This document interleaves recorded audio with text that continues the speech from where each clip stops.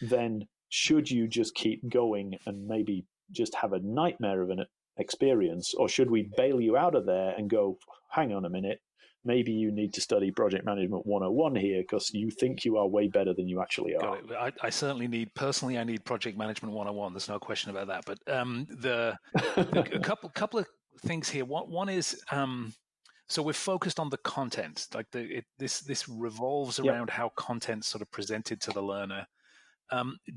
Absolutely. Is it a tool that helps a learning designer build content? So do you have to use the tool in the context of creating content, or can it ingest existing sets of content and work its magic from there? It can ingest, and one of the other things we like to say, in the same way that we operate at the intersection of kind of computer science and learning science, neither of those two things are good without excellent content. Yeah, right. It is absolutely a garbage in, garbage out problem. So we can ingest content, and you could author from scratch. One of the, I suppose, limitations of the adaptive engine is that it has to operate at a very granular level. One of the unfortunate facts of cognitive science is that some of the biggest benefit you can give a learner are decisions you make in the moment. And so in order to do that, you've kind of got to rip the content apart and be able to operate. It's really microlearning, but microlearning with intelligence. Yeah. And so you have to chunk it up. And so, yes, you can ingest existing content and go through a process of what we call learning engineering, which is really applying. You don't have to understand the data science and the learning science to a great degree, but you do have to understand how to format the content in such a way that you give the adaptive engine the best chance of creating the outcome for the client. Now, having said that, initially it was very expensive to do that, and there have been a number of well-documented failures of companies that have tried to solve this adaptive learning problem and ended up just failing miserably because it was so horrendously difficult to develop the content so that it could work with an adaptive engine. One of the things that we believe we have solved, and one of the reasons why we've kind of had 23, 25 million learners go through the platform very successfully, is that we found a way to solve that problem. So essentially, you can still author linearly in a very straightforward way that uses exactly the same techniques you're using today. So if you're following an ADDIE methodology, or if you have a content-centric design methodology, or however you're doing it, you can still keep going that way as long as you chunk things up and as long as you are able to add questions into the content.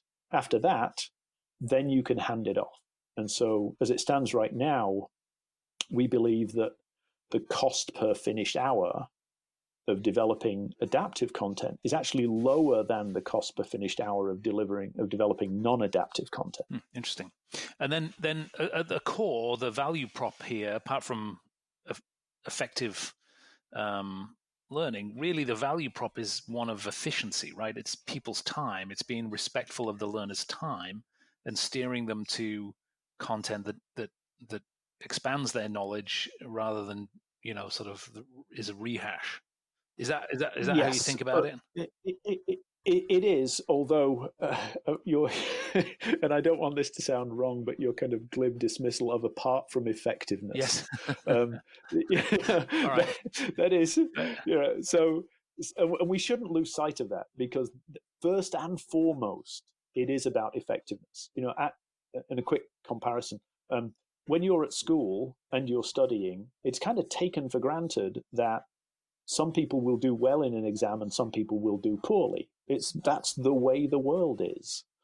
But in corporate, we put everybody through a course and we kind of expect everybody came out of the back end at exactly the same level of competence. It's like, hang on a minute, there's a big cognitive dissonance here. Why do we think that corporate somehow has magically solved a problem that all of education has singularly failed to solve for 100 years?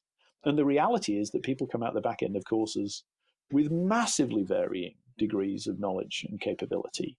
And so, first and foremost, our job is to solve for that problem, that everybody who comes out of the end of the course is equivalently able to know or do the things we want them to do. We want to dramatically shrink the variance between employees. We want to give everybody the opportunity to perform at the highest level. And you're confident in that But because you're assessing and getting feedback, and you can because we are doing because we're doing very granular assessment.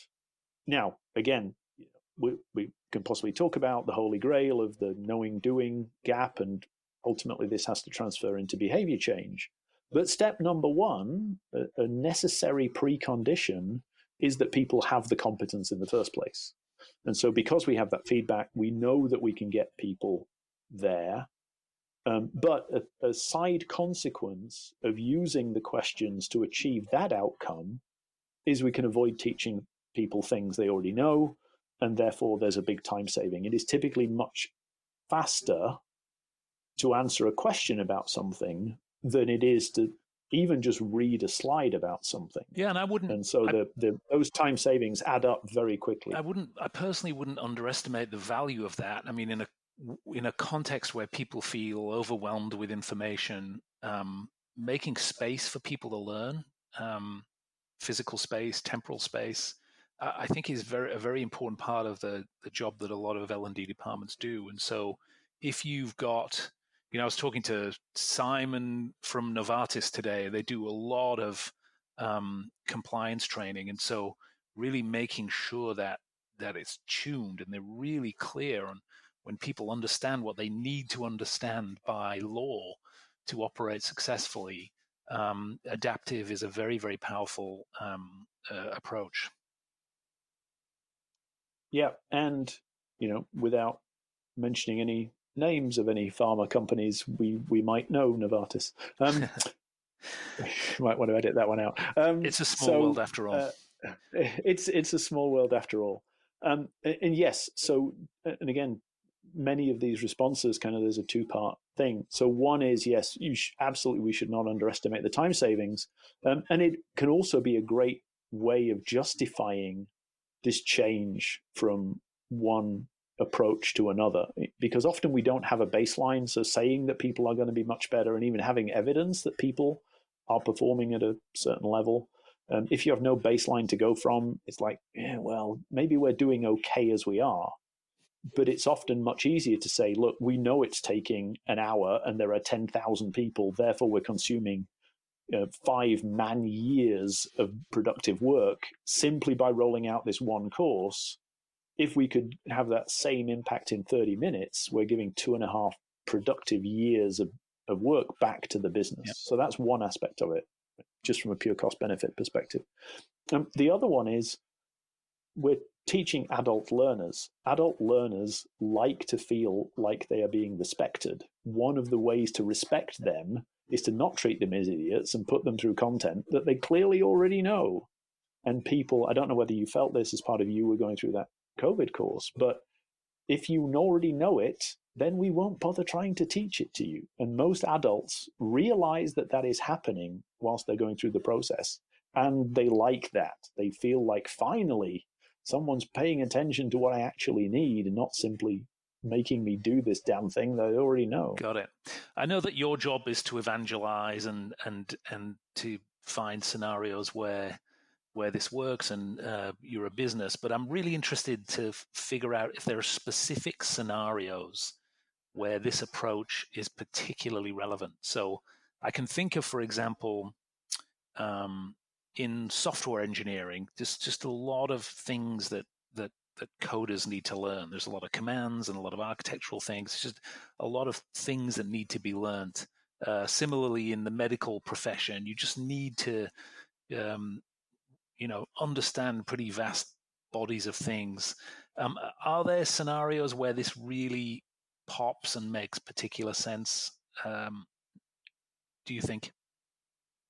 Yes, there are, absolutely. Or let me rephrase that and say there are definitely some areas of low-hanging fruit. There you go. What we have found after doing this for 20 years, it is generally applicable. So the general rule of thumb is if you can do this with self-paced learning, you can do it better if you personalize that self-paced learning. If you make it adaptive, you will get better outcomes and better time to competency. But having said that, there are some things that are easier to deliver in a self-paced way. If you're teaching facts, knowledge, if you're training salespeople about a product, if you're teaching physicians about medicine, if you are teaching call center people how to handle certain situations or how to respond to certain questions, any time that it's purely knowledge based like that, then it's almost a no-brainer. You can do more affective things. You can absolutely tackle things like leadership development or soft skills using this approach. As with any e-learning, it is more difficult to handle some aspects of leadership development and soft skills with e-learning. And so it's equally difficult with adaptive learning. But you can use this approach to operate pretty much anywhere up or down Bloom's taxonomy. So even if you're trying to crack some of the trickier analyze, synthesize types of things rather than simply understand and recall, you can do that. But if you go back to the core value proposition, right? We improve competence, so it's more effective, and we try and reduce the time, so it's more efficient. So anytime those two things matter, so for a doctor, it really matters that they know their stuff. Actually, matters much more than how long it takes them. Let's because we don't want you to kill people. Right. For a salesperson, you want both. You absolutely want them to know the stuff, but also they've got a sales job to do. Anything that takes them away from the customer is seen as not great. So if we can minimize the amount of time it takes them to be competent, fantastic. Likewise, on a call center.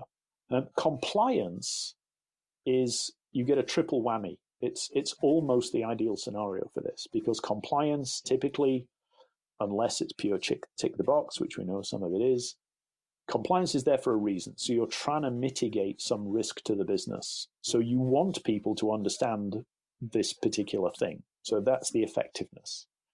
Typically, compliance is rolled out every year, and it's very, very similar. So most people know most of it.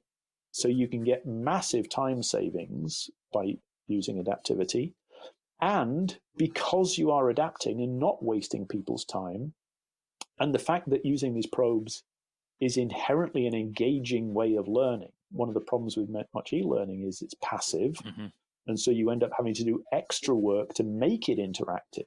Well, adaptive learning is inherently interactive and inherently active. And so you get the engagement. So you get the effectiveness, the efficiency, and the engagement all rolled up in one. Just in terms of the architecture of the product, so I'm assuming that there are some tools that my course developer or my instructional designer is going to use as they're creating content to instrument it with these probes and enable the engine to do its work. I'm assuming there is an element, a delivery side element, which which controls the sort of the change in the content that's delivered to the learner. And then I'm assuming there's some sort of magical algorithm in the middle that's tying these two things together. Is that a fair description? It is a fair description, yes. So absolutely, there is a need for an authoring component or an ingest component so that you can refactor the content in a way that the adaptive engine can work its magic. Secondly, there is a delivery component, what in the traditional e-learning world might be called a player, a way of consuming that content by the learner. But interestingly, almost all of our clients are using their own LMS for delivery, right? Whether it's Cornerstone or SuccessFactors or whatever it happens to be. And one of the beauties of this approach is you can deliver everything that we've talked about so far, you can deliver through SCORM. So you can create one of these adaptive learning courses and drop it into an existing client's LMS.